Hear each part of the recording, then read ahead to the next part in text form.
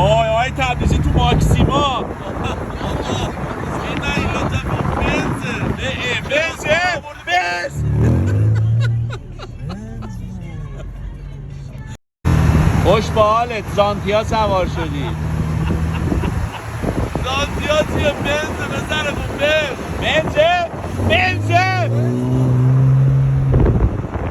بنز بود داشت باره پایین بابا تو رو خدا فیلم میگیره بیا پایین جان آقا شاهین تو رو خدا داره فیلم بیا میگیره پایین با سویچو بده یه دور تو بابا بیا برو کار داریم بابا خرابت کرد ببین آخر عاقبت این که با ماشین مردم پوز بخوای بدی همینه دی بیا گرفت برداشت بود آقا خوش بگذر کجا هیچ موقع با مال مردم پوز ندی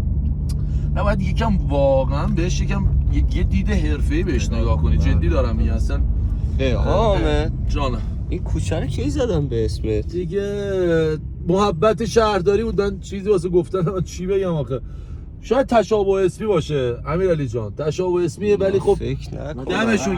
دمشون گرم ما فهمیدن که ما مردم رو خندوندیم و یه کوچه هم اگه به اسم ما باشه که دی ولی این تشابه اسمی بود من تا اونجایی که نه تشابه اسمی آقا دیگه نه اون صاحب آقا الله صاحب پسرموت بود نه آقا نه با من نه آقا اینا بزرگواران ما هستن تاج سر ما هستن نه ما باش